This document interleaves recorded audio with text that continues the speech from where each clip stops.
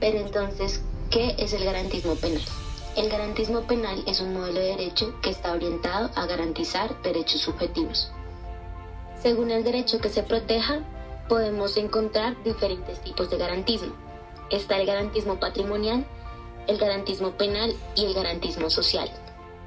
La palabra garantismo se asocia más al garantismo penal y es en este ámbito donde se ha desarrollado como teoría y como práctica jurídica, ya que las garantías penales están orientadas a minimizar los delitos, esto es, a reducir al máximo lo que el Poder Legislativo pueda castigar. Las garantías penales también están orientadas a minimizar el Poder Judicial, es decir, a reducir al máximo sus márgenes de arbitrio. Ferrajoli defiende tres tesis. La primera es que hay un nexo entre garantías y justificación externa o política del derecho penal. La segunda es que hay un nexo entre garantías y legitimación interna de la jurisdicción. Y la tercera es que el garantismo es una base de una teoría crítica y de una filosofía política del derecho penal. Garantismo es sinónimo de asegurar, proteger, defender y tutelar. Menciona Ferrajoli que del poder es preciso esperar un potencial abuso. Este abuso debe ser disminuido creando un sistema de garantías. Los principales rasgos de la teoría del garantismo de Ferrajoli consisten en la absoluta separación entre derecho y moral, entre validez y justicia, y entre el ser y el deber ser del derecho.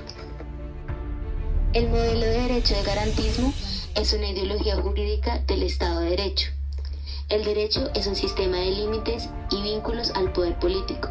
Es por esto que tiene como fin la protección de los bienes y de los intereses que puedan llegarse a ver perseguidos. La actuación judicial en el modelo garantista se rige por el principio de legalidad. El juez, para poder ser una garantía de los derechos contra la arbitrariedad, no debe en ningún momento actuar de manera arbitraria. Para Ferrajoli, la discrecionalidad que tiene el juez puede ser disminuida al máximo mediante una adecuada política legislativa, una de cuyas tesis básicas es el uso de un lenguaje normativo riguroso. El enfoque abolicionista busca desvelar la legitimación a priori del derecho penal y busca nuevos modelos de justificación que busquen orientar hacia la concurrencia de requisitos tales como garantías basadas en libertad y verdad.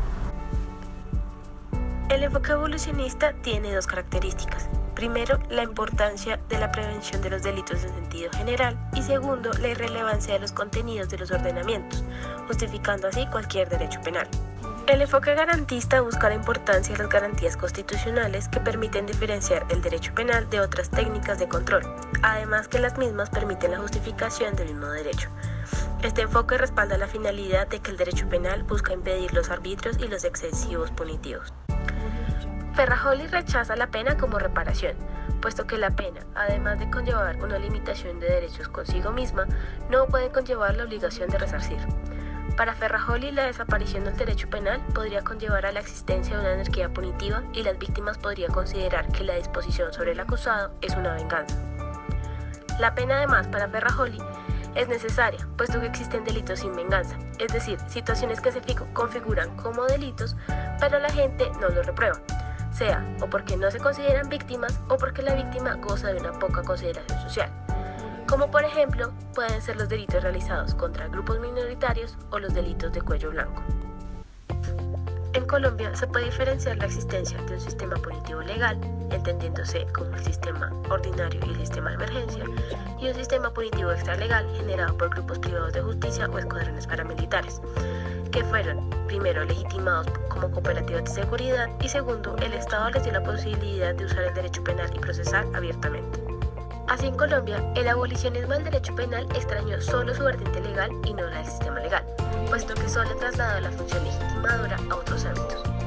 En Colombia se hace urgente la limitación del derecho penal, a través de un discurso que, a pesar de quien tenga la función legal, permita el respaldo de derechos y garantías fundamentales, la centralidad de la persona en la funcionalidad de la impartición de justicia y la satisfacción de los intereses de la sociedad. Se considera entonces que desde la perspectiva presentada por Ferrajoli respecto al garantismo penal, es el mecanismo de justificación más eficaz en Colombia, dado que la misma desarrolla los fines llamados a cumplir nuestro derecho penal en Colombia y en vista del fracaso institucional para la instauración de un sistema abolicionista. La jurisdicción cumple el papel de defensa de la legalidad. La ampliación de estos espacios de jurisdicción ha sido uno de los elementos comunes a las democracias y a los estados de derecho, los cuales a lo largo de los años se han ido transformando. Primero con un cambio en la estructura del sistema jurídico, con la aparición del Estado Constitucional de Derecho, y en segundo lugar con la creación del Estado Constitucional para garantizar los derechos sociales constitucionales. La jurisdicción también cumple un papel como el límite a la democracia, la cual no puede entenderse como el gobierno de las mayorías, sino también como aquellos elementos que se sustraen de la voluntad de estas mayorías, como lo son la tutela de los derechos fundamentales y la sujeción de los poderes públicos a la ley. Esto trae dos consecuencias. Uno, que se garantizan los derechos fundamentales y la legalidad de los poderes públicos. Y dos, que se fortalece el garantismo como fuente de legitimación de los jueces. Los jueces deben contar con una independencia, la cual se garantiza cuando no tienen ninguna relación de dependencia con los otros poderes y cuando su legitimación no depende de la voluntad de las mayorías, sino de los medios de prueba.